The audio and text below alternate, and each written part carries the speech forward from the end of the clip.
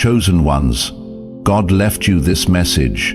Watch carefully, then delete it. Have you ever asked yourself why, out of everyone you know, you're the one carrying the heaviest weight? Why are you the one who can't sleep at night while others rest easy, unaware of the spiritual war being waged over their lives? Why is it that no matter how hard you try to run from it, something keeps pulling you back?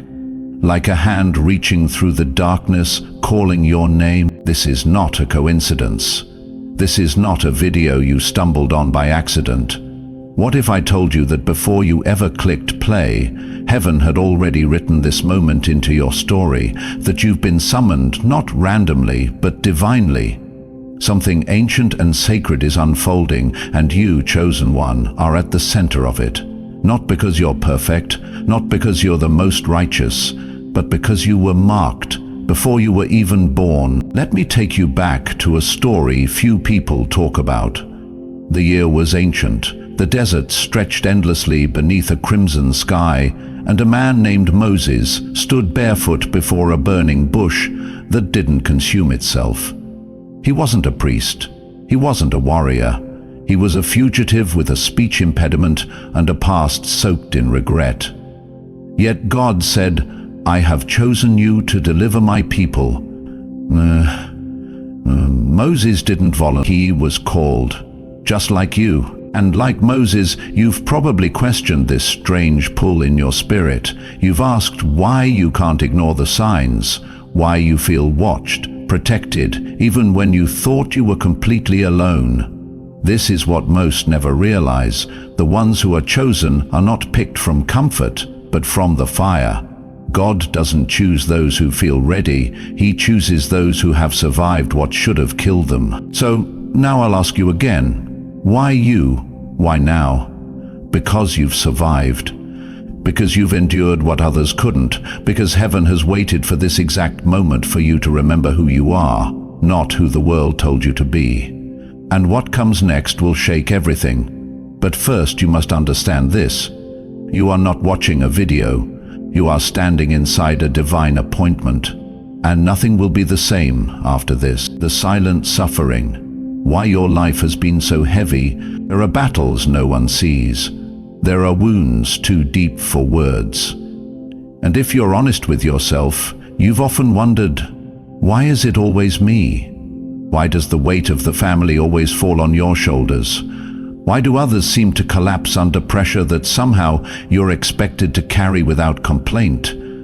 You've sat in rooms full of people, smiling and laughing, but feeling completely alone, because no one truly understands the storm you're constantly navigating inside. People call you strong, but they have no idea what that strength has cost you. The nights you couldn't sleep because your mind was at war. The mornings you woke up with tears dried on your face and still managed to show up for everyone else. You've been the rock, the anchor, the one who holds the line. But who's held you? Who's asked you how you're really doing? And waited for the honest answer. You've been the one they call when things fall apart, when death visits, when money runs out, when secrets come to light. They look to you not because you have all the answers, but because something in you refuses to break. And the truth is, you've come close, closer than you'll admit. But you kept going, and for that alone heaven has taken notice. The pain you've lived through wasn't random. The pressure wasn't by chance. The spiritual attacks that felt too personal to be coincidence, they weren't. You've been targeted because you are marked. And when you carry purpose, pressure is part of the process. What others call bad luck or misfortune has been all along divine preparation. Think about Joseph, the dreamer in Genesis. Betrayed by his own brothers, sold into slavery, thrown into prison for a crime he didn't commit, he spent years in darkness, wondering why the God who gave him a vision had seemingly disappeared. But all along, that darkness was positioning him for a moment he couldn't yet see. A famine would come, a nation would fall, and the very family who betrayed him would come knocking, not knowing the broken brother they sold would one day be the key to their survival. That's what pain does to the chosen. It hides them, it shapes them, it breaks what needs to be broken and forges what can't be faked. Faith. And you, chosen one, have been walking through a private fire. You've been refined. And what you thought was rejection was actually redirection. How many times have you asked, why do people keep leaving me? Relationships that seemed secure suddenly fall apart. Friends who knew your heart began to distance themselves. Even family became strangers. You blamed yourself. You thought maybe you weren't good enough. But what if I told you that isolation wasn't punishment, it was protection? God removes what cannot go where He is taking you. And sometimes He has to clear the room before He reveals the mission. Your tears have been counted. Your silence has been sacred. The moments when you stood in a bathroom staring at your reflection, asking God if this life even mattered, He heard every word. You are not invisible. You are not forgotten. You are the one He trusted with the pain. Not because you're cursed, but because you're chosen. But being chosen doesn't feel holy, does it? It feels lonely, heavy, exhausting. And yet you keep waking up. You keep moving. Because somewhere deep in your soul, even if you've never said it out loud, you know there's more. More to your life than just survival. More than just working to the bone, giving and never receiving, hoping someone sees how hard you're trying to stay afloat. That hunger in your heart, the one that says, I was born for something bigger. It's not arrogance, it's recognition. It's your spirit remembering what your mind forgot. You were not born just to exist. You were born to transform everything connected to you, and the reason your life has been under such intense attack is because what's inside you is a threat to the kingdom of darkness.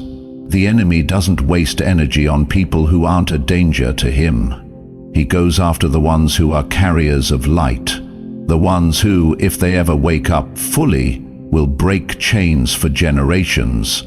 You, chosen one, are the one the devil hoped would never find this message, because if you do, if you realize the truth about who you are, you will become unstoppable. So yes, your life has been heavier than most. You've cried in secret, you've fought battles no one else could fight for you, but that weight has forged something sacred, and God is not blind to your suffering. He's been watching, waiting, and now He's speaking. This message is not just validation of your pain. It is the beginning of your rising. The very things that almost broke you will become the foundation of the legacy you're about to build. And while the world has underestimated you, heaven never did. Heaven has been writing your name into this moment for a long time. You just had to survive long enough to hear it. This is not the end of your suffering. This is the beginning of your awakening. And as you step forward, everything you've endured is about to make sense. The storm was not meant to drown you. It was meant to reveal the strength you forgot you had. You are the one who endured. You are the one who rose. And now, chosen one, everything is about to shift. The bloodline. Burden. When you carry what others call nets, you've carried things you never volunteered for, battles that began long before you were born, wounds that didn't originate with you but somehow were handed down like a silent inheritance. Have you ever noticed that no matter how far you run, certain patterns seem to follow your family line like a shadow that never fades? Poverty that clings, addiction that whispers, broken relationships that repeat like clockwork, pain that passes from parent to child like heirlooms wrapped in silence. And then one day you wake up and realize you're the one still standing. Everyone else either gave up, gave in, or never even saw it coming. But you're the one staring generational darkness in the face, wondering why it's always been you. That in every bloodline there comes one person that heaven appoints to break what others have endured in silence. One person who refuses to pretend everything is normal. One person who questions what was always accepted.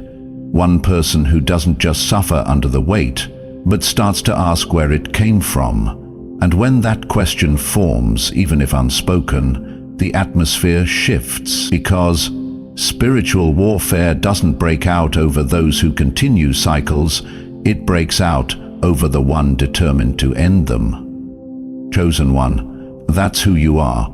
You are the generational interruption, the one who said, "This ends with me." But understand, saying those words, even thinking them, comes with a price. The moment you stepped into that role, hell took notice. The enemy knew you carried something the others didn't: awareness, sensitivity, spiritual radar that pierces beyond the surface.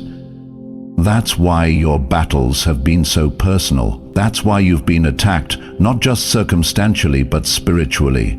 You were never just fighting for yourself. You've been wrestling for a future that isn't even here yet. Think about Joseph again. Not just as the dreamer, but as the descendant. His father Jacob was a man who limped after wrestling with God. His grandfather Isaac was nearly sacrificed on a mountain. His great-grandfather Abraham was called to leave everything he knew and follow a voice he couldn't see. That's 3 generations of sacrifice, struggle, testing. By the time Joseph arrives, he carries the full weight of every promise God ever made to his bloodline. And how does his story begin? With betrayal, isolation, a pit so deep it echoed. But what the enemy intended for evil, God designed as the doorway. And now here you are, standing at the edge of the pit your ancestors never escaped. But you didn't fall in. You were lowered there by legacy, by assignment. You've been placed in position. And while it may look like isolation, it's actually strategy. Because here's the mystery most miss. God hides his warriors in dark places before revealing them in divine ones. The prison is often the path to the palace, and the burden you carry isn't yours alone. It's the residue of broken covenants, silent traumas, and spiritual debris passed down from generations who didn't know how to fight what you now face. But God trusted you with the weight, not because he wanted you to suffer, but because he knew you could survive. He knew you'd question it. He knew you'd cry about it. He even knew you'd beg him to take it away.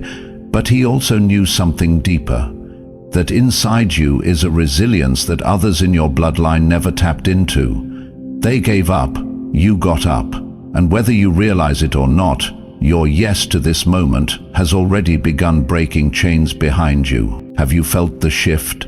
The strange dreams that won't let you sleep, the numbers that follow you, the moments when you feel someone is watching you even when you're alone, the emotional heaviness you carry that doesn't even seem connected to anything specific, because it's not just your emotion, it's ancestral weight, the burden of the unspoken. And heaven has chosen you to confront it head on. That's why people left.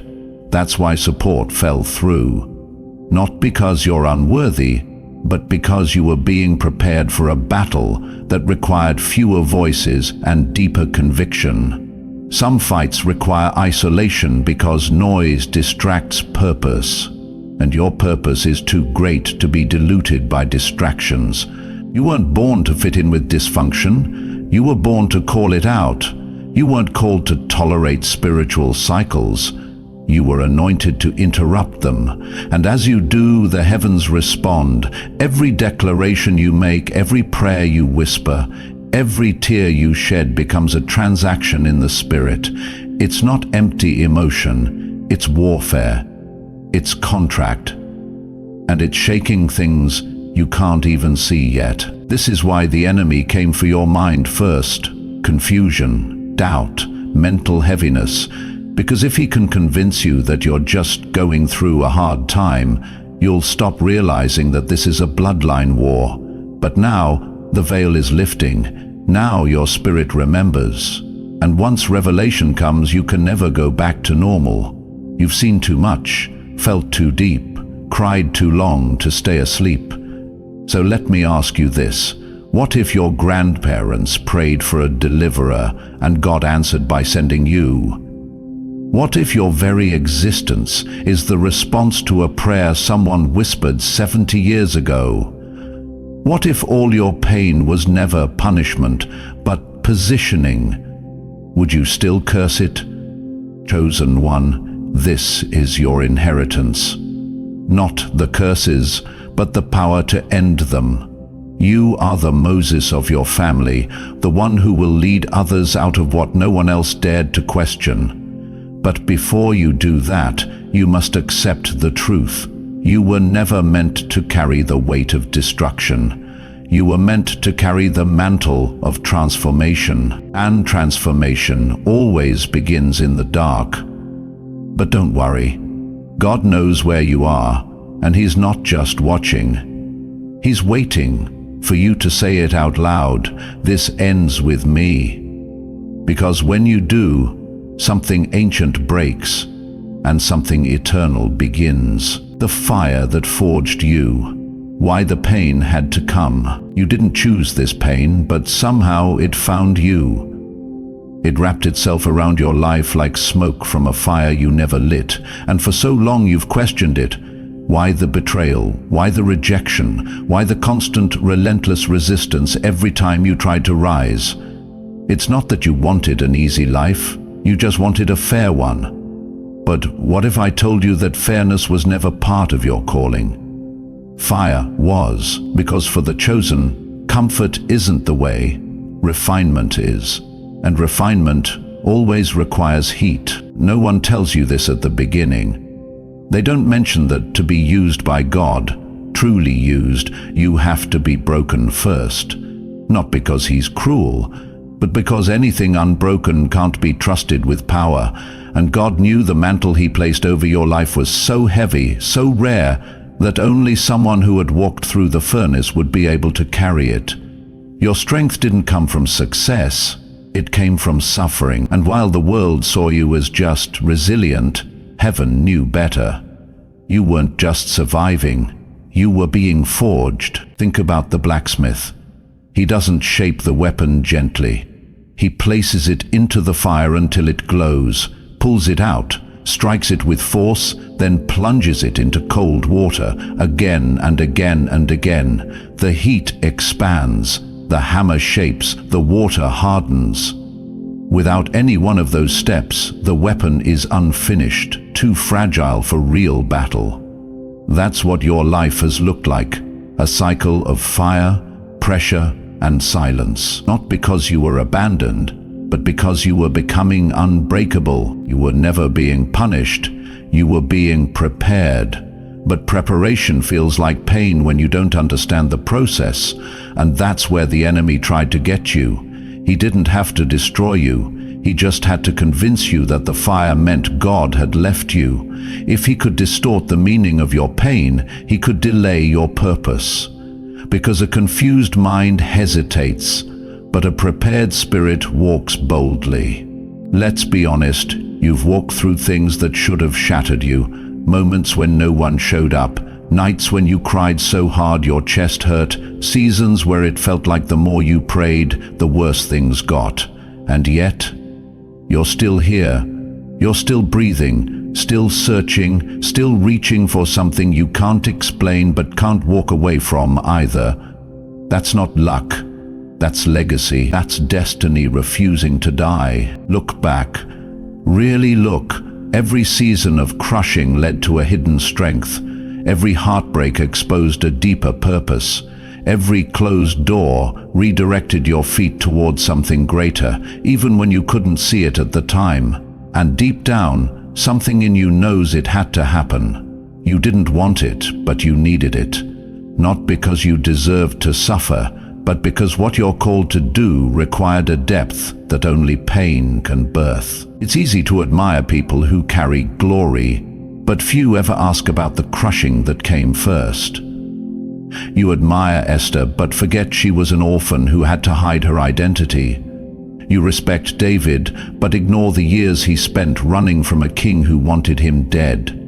You quote Paul, but overlook the beatings, the prisons, the thorns. You love the resurrection, but want to skip the cross. But there is no resurrection without death, and there is no glory without fire. So what does that mean for you? It means every tear you cried was counted, every loss you endured was recorded, every moment you felt overlooked was marked, not 1 second was wasted.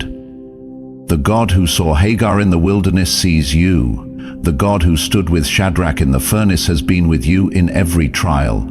You were never alone, even when it felt like it. But now the fire has done its work, the ashes have settled, and what remains isn't a victim, it's a vessel. You may still feel the heat, but it no longer consumes you. You've walked through it and survived. You've wrestled with angels in the dark and emerged limping but blessed. And now comes the shift, the moment where heaven says, enough. Because what was meant to refine has now made you ready. You are not the same. You don't think the same. You don't break like you used to. Because fire has changed your DNA. You walk differently. You speak differently. You discern differently. Why? Because chosen ones don't come out of the fire the same way they went in. This is the part where most people turn back, where they get tired, bitter, resentful. But not you. You kept walking, even when it felt like your feet were made of stone. You kept showing up, even when your heart felt numb. You kept praying, even when it seemed like no one was listening. And all of that, every hidden moment, is about to be redeemed. So, hear me now. You didn't survive that fire just to go back to who you were. You survived to step into who you've always been. The pain wasn't random. It was the path. And now that you've come through it, nothing, absolutely nothing, can stop what God is about to do through you. Because the fire didn't destroy you, it revealed you. And what it revealed is something no demon in hell wants to face. A chosen one, forged, tested, and finally, ready. The sacred whisper. When God speaks in silence, there's a moment in every chosen life when the noise fades and everything becomes still, not peaceful, but terrifyingly quiet. You pray, but the heavens seem closed. You plead, but the silence answers louder than any voice. And in that silence, doubt starts to crawl in. You wonder if maybe you've been forgotten, if maybe God is too far, if all those whispers about your calling, your purpose, your anointing were just echoes of wishful thinking. You sit with that stillness like it's punishment, not realizing that in the quiet is where God speaks the loudest. People think God only speaks in burning bushes and parted seas, in angelic visitations and thunderous declarations. But for those he truly calls, he often speaks in whispers. Why? Because whispers require proximity. God doesn't shout at those he's drawing close. He lowers his voice and waits for you to lean in. But if you're distracted by the noise of life or the chaos of pain, you might miss what he's saying. That's why silence isn't absence. It's invitation. It's heaven saying, come closer. Think about Elijah. After the fire, after the wind, after the earthquake, there came a still, small voice. And it was in that moment that the prophet, weary and broken, covered his face because he recognized the presence of God, not in the dramatic, but in the delicate. And that's where you've been, in that in-between space, too far from where you started to go back, but not close enough to see the promise ahead, in the wilderness between prophecy and fulfillment, where faith either deepens or dies. This space, this silent space, is sacred, because it reveals your root. When there's no applause, no confirmation, no breakthrough in sight, and yet you still worship, still pray, still believe, even when everything in your flesh tells you to stop, that's when God sees the real you. And that's when he begins to trust you with more. You've been through that season. Maybe you're still in it now. You've waited while others were promoted. You've clapped for people receiving what you've begged God for. You've watched doors open for those who didn't carry half your burden, and you stayed quiet because there's a part of you that still fears questioning God too loudly.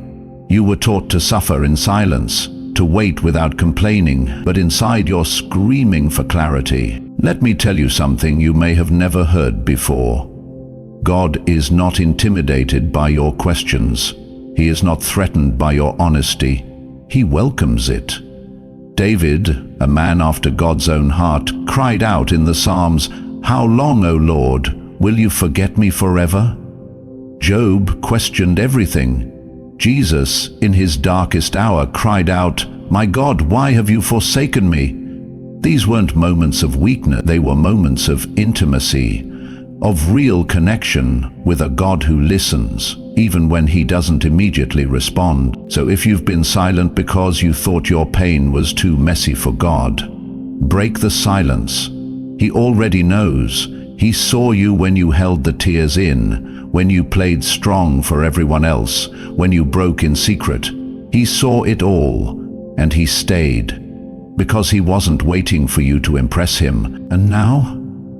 Now the silence is about to break. The whisper is becoming a word, the stirring in your spirit, the one you keep ignoring or downplaying or attributing to emotion, is not random, it's the signal. Heaven is speaking again, but you have to tune in, because this isn't just about your personal healing, it's about your public assignment. What you've been through wasn't just survival, it was equipping. And now that you've been forged and emptied, heaven is ready to fill you with fresh instruction. God doesn't release new mandates to unbroken vessels.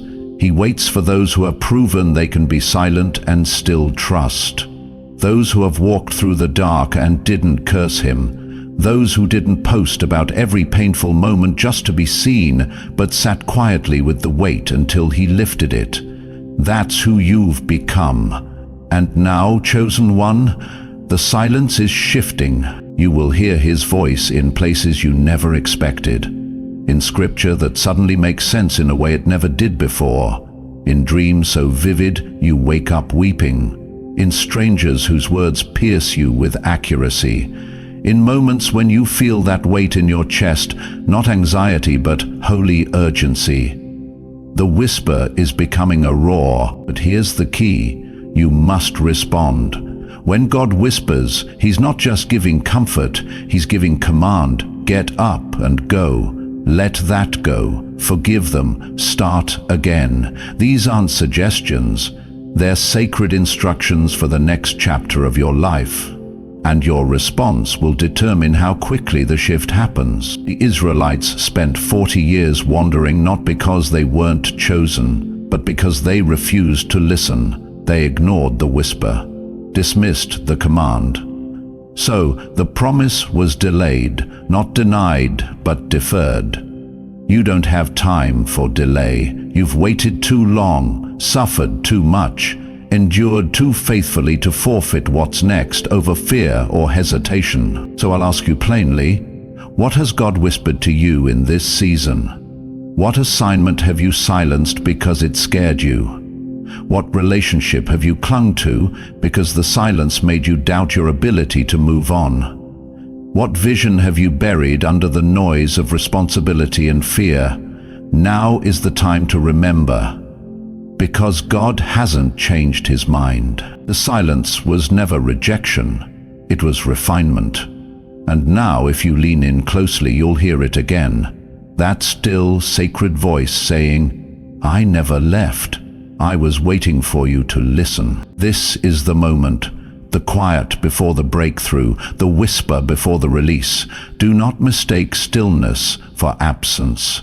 God is speaking, and if you're listening, you already know what he's saying. The divine calling, why you were chosen. What if everything you've endured wasn't just survival, but summoning?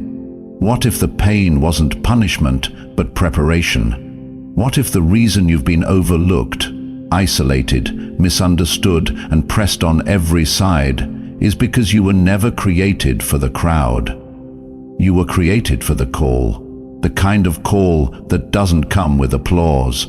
The kind of call that wakes you up at 3 a.m. in cold sweats. The kind of call that demands you walk away from what's familiar and step into something sacred. Chosen one, there is a calling on your life so specific, so weighty, so time-sensitive that heaven had to strip away the noise around you to make sure you could hear it. And now you can't unhear it. You feel it when you're alone. It pulls at you in worship. It stirs inside you when you're surrounded by people who don't even know they're asleep. You're not better than them, you're just awakened. And when you're awake in a world that chooses to stay numb, the burden is not only heavy, it's holy. You've probably tried to dismiss it. You've told yourself you're not qualified. You've counted your flaws, your failures, your age, your mistakes, but none of those things disqualify you. In fact, they validate the call, because God never called the polished, He called the willing. And in this season, He's not looking for the perfect, He's looking for the available. He's looking for the one who says, I don't know how, but I'll go. Think about Moses. He stuttered, he doubted, he ran from Egypt in shame. But when God appeared in the burning bush, He didn't ask Moses to be perfect. He asked him to be obedient. Take off your sandals, God said. You're standing on holy ground. Why sandals? Because sandals carry the dust of where you've been. And when God calls you into purpose, He requires that you let go of the dirt of your past. Your past may be messy, but your calling is not cancelled. Your failures may be public, but your anointing is still intact. Your mistakes may echo in your memory, but heaven still whispers your name. This call isn't random, it's generational. You are not just chosen for yourself, you are chosen for everyone connected to your obedience. The lives you'll touch, the cycles you'll break, the futures you'll impact. This is why the warfare against you has been so relentless. The enemy has been trying to kill the call before it's activated, because once you move in it, once you accept it, everything changes. You don't just shift your life, you shift the atmosphere around you. And here's the truth. You've known this calling was on you for a long time. You didn't need this message to tell you. You just needed this message to confirm what your soul has been screaming beneath the surface. You've always been different.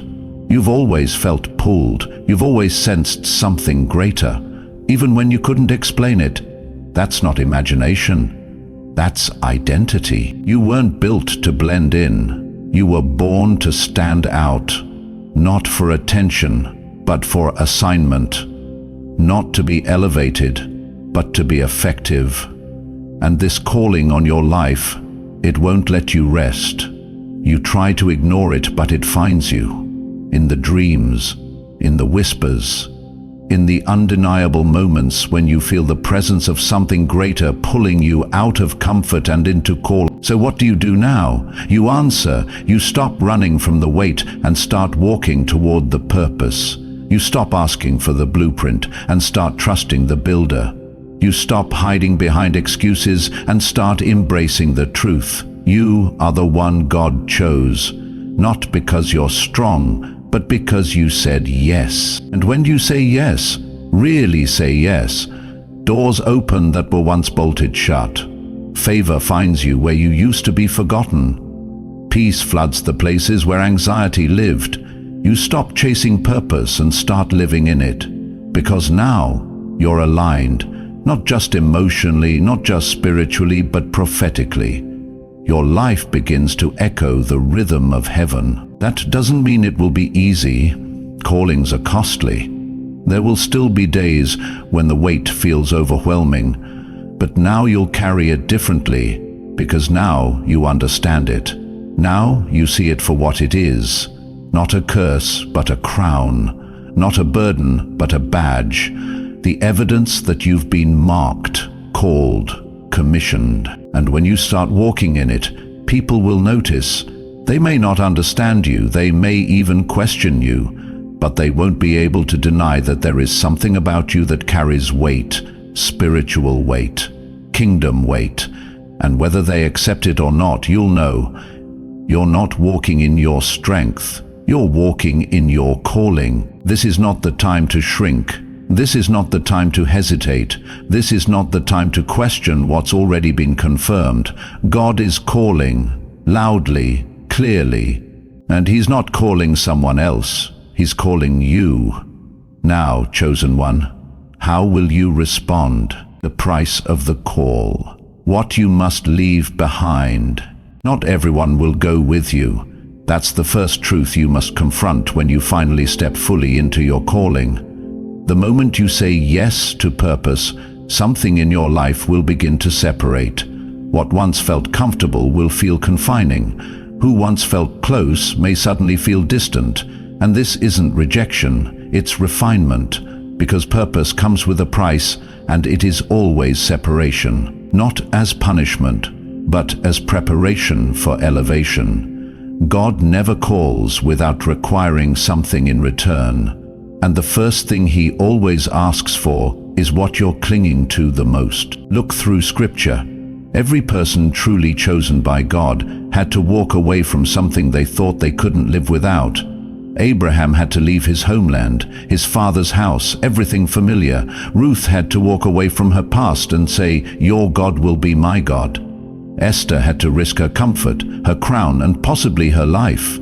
Jesus Himself said, "Whoever puts a hand to the plow and looks back is not fit for the kingdom of God." You cannot move forward while holding on to what's behind. And you know exactly what God is asking you to release.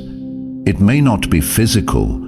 It could be a mindset, a relationship, a habit, a pattern.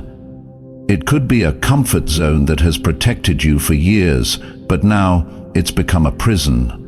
Because the higher God calls you, the less you can carry. Purpose has weight, and every unnecessary thing you try to hold on to will become a drag on your destiny. This is the part most people avoid. They want the power, but not the pruning. They want the crown, but not the cost. But God doesn't anoint convenience. He anoints obedience. You've already felt the tension, the stirring in your spirit every time you return to what no longer fits. The way certain people drain you now when they used to energize you. The frustration that builds when you try to ignore what you know you've outgrown. That's not discomfort, that's divine agitation. It's the Holy Spirit signaling that elevation is calling, but it requires consecration. You cannot be used to break chains while still wearing some of your own. It's not that God is trying to take everything from you. He's trying to make room for what's next. He's not robbing you. He's replacing what's lesser with what's lasting. But He won't force you to release it. You must choose. You must lay it down before He can raise you up. The rich young ruler came to Jesus, excited and full of passion, but when Jesus said, "Sell what you have and follow me," he walked away sorrowful, not because he wasn't called, but because the cost was too high. The call was real, the price was just more than he was willing to pay. But you, chosen one, you've come too far to walk away now. You've endured too much to stay stuck here. You've cried too many tears to remain in the place of compromise. So now is the moment of divine exchange. What are you willing to surrender to step into the fullness of what God has planned for you? Are you willing to walk away from people who were part of your history but cannot be trusted with your destiny? Are you willing to let go of the version of yourself you created to survive so you can embrace the identity God designed for you to thrive? Because this next chapter isn't about survival, it's about stewardship. God is preparing to trust you with influence, with responsibility, with spiritual authority, but not if you're still tangled in what He already asked you to release. Think of Gideon. Before God allowed him to lead an army, he had to strip that army down, from thousands to just 300. Why? Because God needed to show Gideon that it was never about the numbers, it was about the purity of the ones who remained. That same refining is happening in your life right now. You're not losing people, you're being left with the right ones. This is the sacred subtraction before divine multiplication. It will hurt. You will grieve what you've outgrown. You will miss the comfort of the familiar. But what's coming will make the loss feel like a whisper compared to the roar of what God will release. Because the place He's taking you requires more than faith. It requires focus. And focus can't survive distraction. So lay it down. Lay down the need to explain yourself to those who don't have the spiritual language to understand your season. Lay down the weight of guilt that keeps you tied to roles you were never meant to carry forever. Lay down the false humility that tells you playing small is spiritual. God is calling you into rooms where your voice will shift atmospheres, into assignments that will demand every ounce of courage you've got, into positions where compromise can no longer coexist with conviction. And when you answer that call fully and without apology, you will realize that everything God asked you to leave behind was never the source. It was just the shadow. You're not losing your life, you're finally stepping into it. So this is the line in the sand, the moment of holy decision. You are no longer just the survivor of your story. You are the steward of your future. God's not asking for your perfection. He's asking for your yes. And when you give it, fully, completely, without looking back, watch how quickly heaven responds. Watch what happens when obedience unlocks overflow. Watch what unfolds when surrender opens the supernatural. Because the call is real, and now, so is your answer, the sacred alignment. When heaven and earth agree, there comes a moment in every chosen life when everything begins to shift. Not on the outside, but deep within. You don't wake up to a promotion or applause. You wake up to a silence that doesn't feel empty anymore. You feel a strange calm, like something in the unseen realm has moved into position. You're not sure how to explain it to others, but you know what it is. Alignment. It's the moment when heaven and earth agree on who you are. It's not about who you've been. It's about who you were always meant to become. And it's terrifying and beautiful all at once. This is the sacred alignment, the convergence of calling, character, and timing. You've carried the call for years. You've endured the crushing that builds character, but now you've stepped into Kairos, the divine timing of God, the place where things that used to resist you suddenly begin to respond. Not because circumstances changed, but because you did. Alignment doesn't happen outside in, it happens inside out. You've been in the dark room of God's development, and now the image is becoming clear.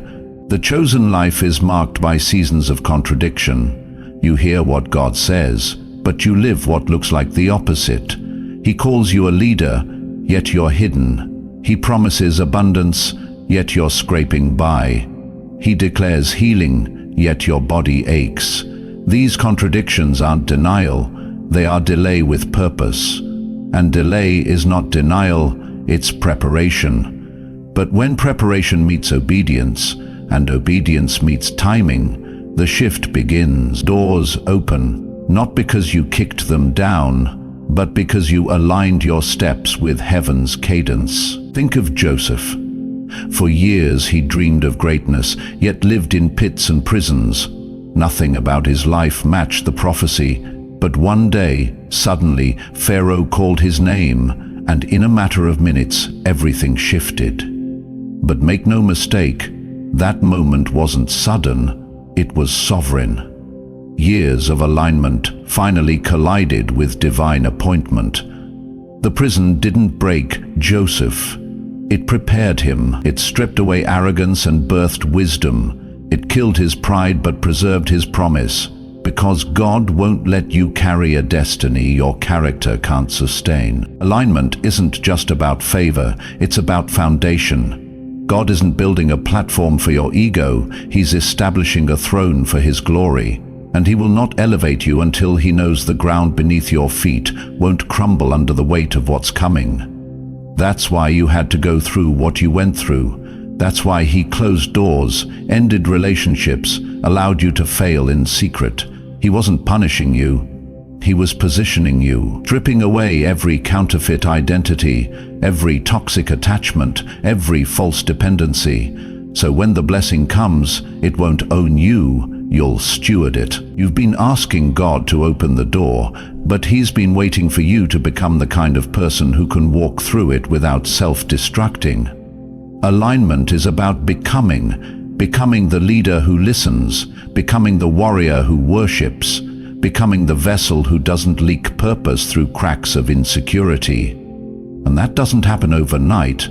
It happens in obscurity. In the days when no one is watching but God, in the nights when your tears become your only offering, in the hours when you choose obedience over opportunity, conviction over comfort, and now you feel it. The alignment is here, subtle but sure.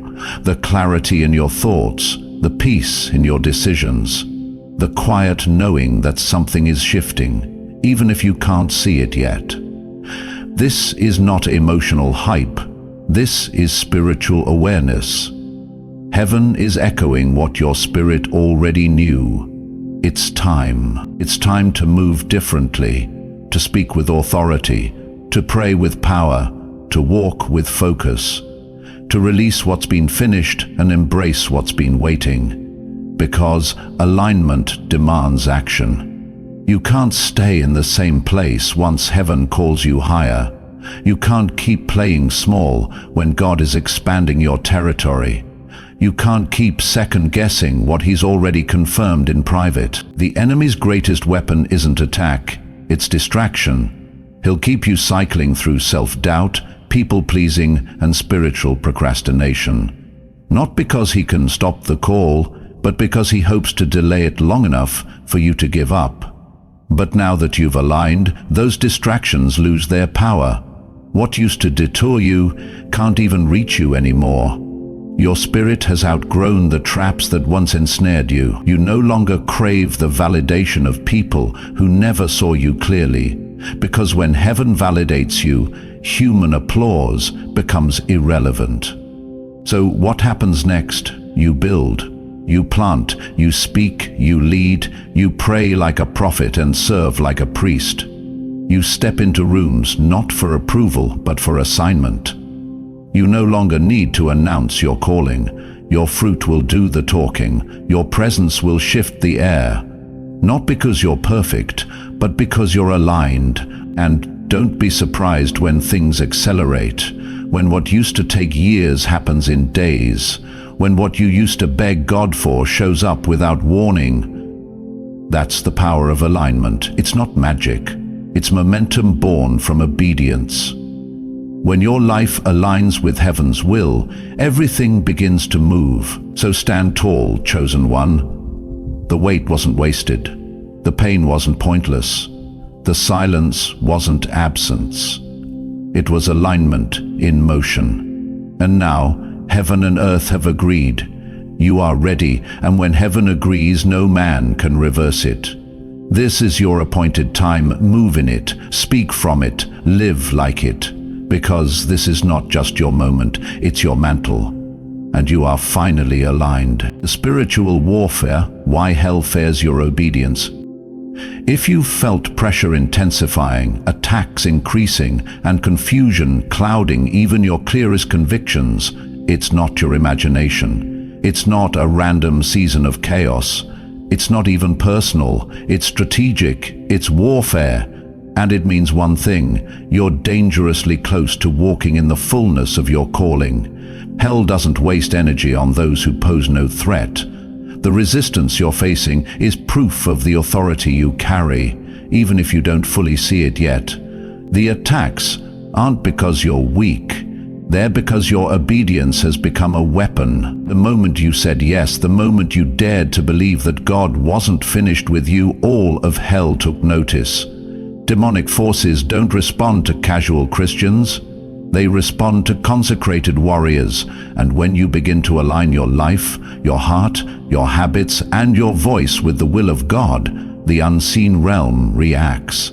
The enemy begins to stir the things you thought you'd buried.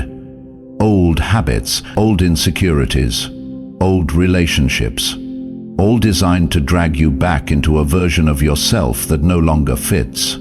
Not because he's creative, but because he's afraid. And what is he afraid of? Your consistency, your clarity, your courage. Because the most dangerous person in the kingdom isn't the one who shouts the loudest, it's the one who obeys quietly, daily, unshaken. That kind of disciple doesn't just survive storms, they silence them. They don't just quote scriptures, they embody them. They carry something hell can't replicate. Authority born in surrender. You gained it in the fire, you earned it in obscurity, and now you're walking into it with full awareness that the battle is no longer optional, it's ordained. This war isn't just happening around you, it's happening through you. Every choice to stay pure in a culture that celebrates compromise is warfare. Every refusal to return to the dysfunction that raised you is warfare. Every time you lift your hands in worship when you feel like collapsing in fear, you are waging war. And the enemy hates that you haven't quit yet. He hoped your heartbreak would make you bitter. He hoped your delay would make you silent. He hoped your isolation would make you invisible. But here you are, still standing, still fighting, still pressing in. That is victory. But don't be naive. You cannot fight a spiritual battle with carnal weapons. This is not the time to react emotionally. It's time to respond prophetically. You must be alert, disciplined, dressed for war. The Bible says in Ephesians 6, "Put on the full armor of God." That is not a suggestion. It's a survival strategy. You don't wake up and hope the enemy doesn't attack. You wake up armored, aware, and already on the offensive. Your prayer life must become more than crisis management. It must become your oxygen. Your worship must become more than music. It must become your battle cry. Understand this: every breakthrough comes with a battle. Every calling comes with a cost, and every mantle comes with a war. If you want the oil, you must endure the crushing. If you want the platform, you must survive the pressure. And if you want the crown, you must pick up your cross. That is the pattern of the kingdom. And the deeper your obedience goes, the greater the impact your life will have. That's why the warfare intensifies at the edge of breakthrough. Because the enemy can't stop what God has spoken, but he'll try to stop you from believing it long enough to see it. So, this is where you make a choice. Will you retreat into comfort, or will you rise with courage? Will you crumble under pressure, or will you take your place as the one hell couldn't break? Because make no mistake, every attack that was sent to destroy you has only exposed your strength. Every lie whispered in the dark has only confirmed your identity. Every delay, detour, and disappointment was shaping the kind of warrior who doesn't need validation to keep moving. The enemy wanted your faith to be fragile, but God made it fireproof.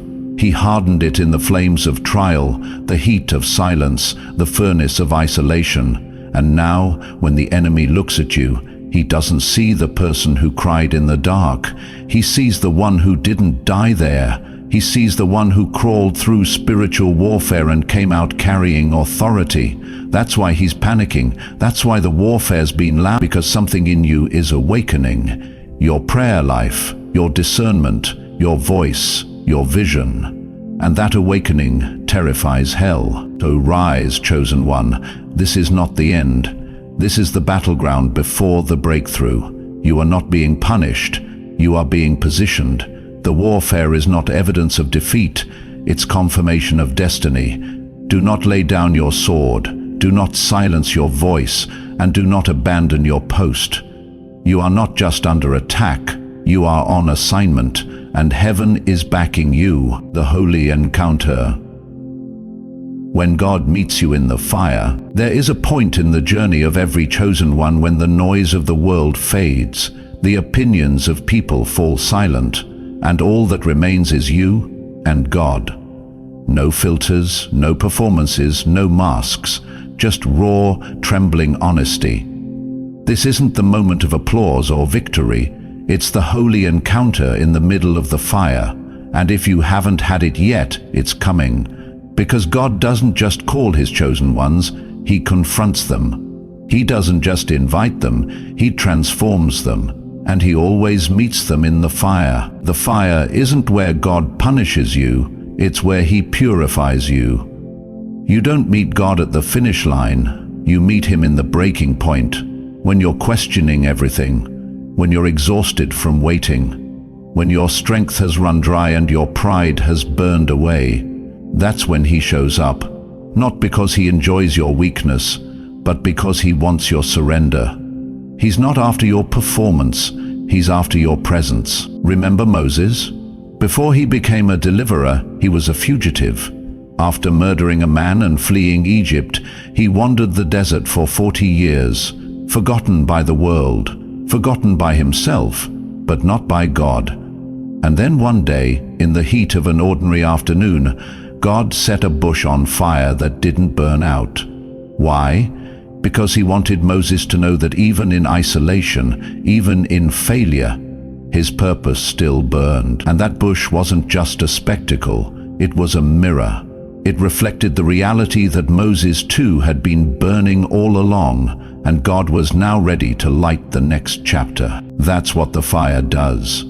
It reveals what religion can't. It consumes what pride hides. It brings you to your knees, not because you're weak, but because you finally realize where your strength truly comes from. In the fire, you stop performing for approval. You stop pretending to be okay. You get real. Real with your questions, real with your doubt, real with your desperation. And that's when God speaks, not through thunder, but through fire. Because he knows the language of pain. He hears the tears you don't cry out loud. And he's not repelled by your struggle, he's drawn to it. Think about Elijah, the prophet of fire. After calling down fire from heaven and defeating hundreds of false prophets, he ran for his life in fear and collapsed under a tree, begging to die. This wasn't weakness. It was the weight of calling, and in that dark, exhausted moment, God didn't lecture him. He fed him. He let him rest. Then he whispered, not in the wind, not in the earthquake, not in the fire, but in a still, small voice. Because holy encounters don't always come loud. Sometimes they come in quiet grace. Chosen one, you are being refined, not rejected. God is not punishing you with silence. He's preparing you through sacred fire. You are standing in the same kind of moment Moses stood in. The same sacred ground, the same burning clarity, the same divine pause before the call becomes commission. He is about to ask you what he asked Moses, what's in your hand? Not because he needs what you have, but because he wants to show you what it can become when touched by his fire. The fire is not the end. It's the beginning. It is where excuses melt, where doubt surrenders, where faith rises from ashes. And it's where you hear God say the one thing your spirit has longed for all this time. I was with you the whole time. In the nights you thought he had forgotten, in the seasons you felt abandoned, in the prayers that left your lips unanswered. He was there, watching, weeping, working, and now he is revealing what the silence has been shaping. Don't run from the fire, don't fear the breaking. What's being burned was never meant to stay. What's being revealed is who you've always been. This holy encounter is not just for comfort, it's for commissioning. This moment isn't about feeling better, it's about becoming ready. Because the next chapter will not be written in convenience, it will be written in fire-tested obedience. You will carry something holy, and heaven doesn't entrust fire to those who haven't been through it. So let the flames purify, let the silence clarify, let the presence of God do what no platform ever could: transform you. You're not here by accident. You didn't stumble into this word. You were drawn by the same Spirit that led Moses into the desert, Elijah to the mountain, and Jesus into the wilderness. Not to be destroyed, but to be prepared. Not to be broken, but to be branded. You are not being burned out. You are being set on fire. And when you rise from this moment, you will not be the same. You will speak differently, walk differently, see differently. You will carry the weight of heaven with a lightness the world can't explain, because you've had the encounter. The holy fire didn't destroy you, it defined you. And now, chosen one, it's time to go where only the refined can walk. The high calling. You were born to shift history. There comes a time in the life of every chosen one when the call can no longer be ignored. You've heard whispers of it for years, felt the tension between your current life and the one you know you were born to live. You've walked through seasons of refinement, storms of delay, valleys of doubt, and yet the calling never left. It only grew louder, because God never plants a calling He doesn't intend to harvest. And now the call isn't just stirring your heart. It's standing before you like a divine appointment that refuses to be rescheduled. This is not a general invitation. This is a high calling. It is not optional. It is not vague. It is weighty, holy, and specifically tailored to your life, your pain, your story, your scars. The call of God doesn't ask for perfection. It asks for surrender. It doesn't wait for you to feel ready. It declares that you've already been prepared. Every battle you've endured, every closed door, every hidden season, every wilderness experience, it was training, not punishment.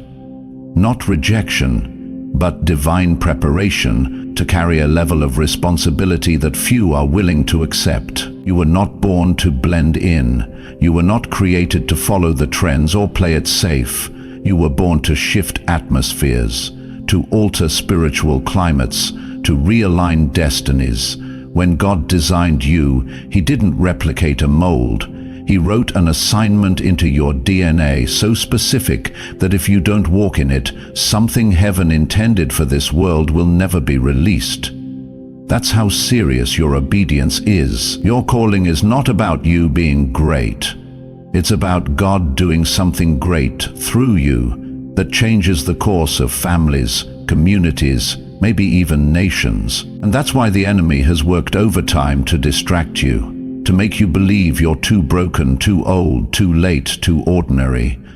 But what he fears isn't your perfection, it's your decision.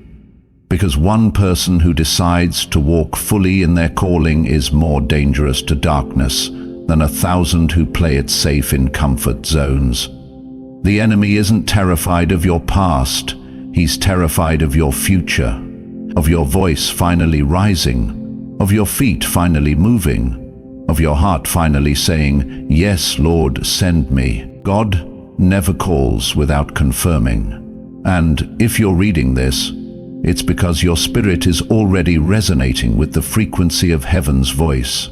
It's time. Time to release the need for external validation. Time to let go of the false identities you had to wear to survive. Time to walk like you've been chosen. Because you have. And this high calling is not for tomorrow, it's for today. You were created for such a time as this. That phrase is not poetic, it's prophetic. You are heaven's strategy for now. Your presence in this generation is not an accident. It is intentional, calculated, precise. You are the answer to prayers prayed long before you were born. You are the legacy of people who couldn't break free, but now you can. You are the one God trusted with the burden because He saw in you the strength to carry it without compromise. This is the moment to shift from being inspired to being activated. You don't need another motivational word. You need to understand the urgency, the weight, the responsibility of your yes. When you walk into a room, things should shift. When you speak, atmospheres should respond. You are not average, you are not common, you are anointed, you are assigned, and heaven is waiting on your agreement. The call isn't asking if you feel ready, it's asking if you're willing. God will do the rest. He'll stretch your reach, expand your voice, multiply your influence. But first, He needs your surrender. The kind that costs something, the kind that changes your routines, your priorities, your relationships, the kind of surrender that says, even if it makes me uncomfortable, I won't retreat from it. I was made for this. You may still feel unqualified, but that's what makes you usable. God always calls the least likely. David was a forgotten shepherd boy. Esther was a powerless orphan. Paul was a persecutor. And yet when they answered, God rewrote history through them. He's doing the same with you. But He needs your yes, not later, not someday, now. You were not created to be entertained. You were created to be entrusted. With revelation, with influence, with responsibility. Your mantle has been prepared. Your moment has been set. And now heaven is leaning in, waiting for your response. So speak it out. Declare it boldly. Here I am, Lord. I won't run from the fire. I won't hide from the weight. I say yes to the call. Because your high calling is not a fantasy, it is a fire, and it is time to carry it. The harvest, what you've been carrying, is about to be birthed. There comes a sacred point when everything that was once buried, hidden and broken begins to come alive again. It doesn't always arrive with trumpets or flashes of light. Sometimes it shows up quietly, in the form of clarity, divine opportunities, unexpected favor, or supernatural peace that makes no sense. But don't let the stillness fool you. What you are stepping into now is not survival. It is harvest. And this harvest is not a reward for your strength. It is the release of everything God planted in your obedience, your surrender, your secret tears, and your relentless faith. You've carried this for years. You've felt it growing, pressing, stretching, even when others didn't see it. You've walked through seasons where nothing made sense, when it seemed like your prayers bounced off the ceiling, when the warfare got louder after every act of obedience, when the silence felt like punishment. But you didn't quit. You kept moving, even with trembling steps. You kept believing, even with a flickering flame. And now, heaven is moving, not in response to your perfection, but to your persistence. The season you're entering is one where the weight lifts, the doors open, and the answers start to arrive. But not just for your comfort.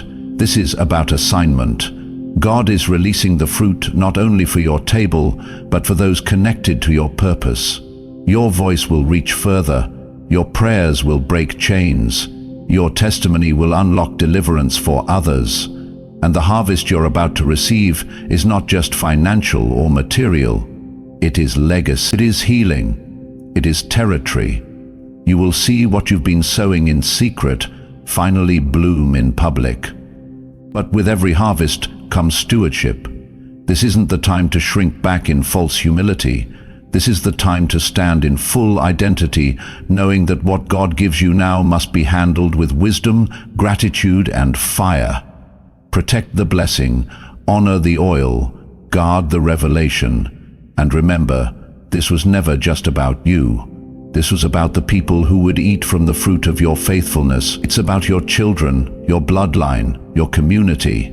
It's about nations. So lift your head, chosen one. The labor was not in vain. The nights of weeping, the years of waiting, the wilderness of silence, it was all leading here. And now the heavens declare what your spirit always believed. The harvest is here, not coming, not delayed, not theoretical. It's here. Reach for it, walk in it, speak over it, steward it, because you didn't just survive. You've stepped into what was promised, and this is only the beginning. Lift your head, chosen one. You are no longer walking in shadows. You are standing under an open heaven. Where the veil is torn, the angels are dispatched, and the very atmosphere around you is shifting. This is your holy ground. This is the moment history bends toward your obedience. You have crossed through fire, silence, and storms, and now the skies are breaking wide open with divine clarity, provision, and purpose. What was locked is being released. What was delayed is accelerating. What was impossible is bowing to your faith. Speak it aloud now, wherever you are. I receive it. Say it with the fire of someone who knows heaven is listening. Declare it in the face of every lie that said you weren't enough. Proclaim it with the boldness of someone who knows that generations will eat from the harvest you're stepping into. I receive it. Not as a wish, but as a decree. Not as a hope, but as a holy possession. If your spirit is burning, if your soul is trembling under the weight of this divine revelation, I invite you, no, I dare you, to type "I receive it" in the comments right now. Not for views, not for vanity, but as a signature in the spirit realm. Let the angels record it. Let darkness be put on notice. Let heaven see your faith in action. Now, take a moment to pray. Right now, whisper it, shout it, cry it if you have to. Invite God to seal this moment, to anchor this word in your bones. Ask Him to burn away all that no longer serves your calling, to open every door ordained for your feet, to mark you for destiny and release the fullness of what's been stored up for such a time as this. You are standing beneath skies that no longer withhold. You are standing in the flow of prophetic fulfillment. You are standing in the exact moment eternity waited for. The heavens are open, the winds are shifting, the call has been answered, and now the mantle has fallen. Delete this video, because heaven has already recorded your yes.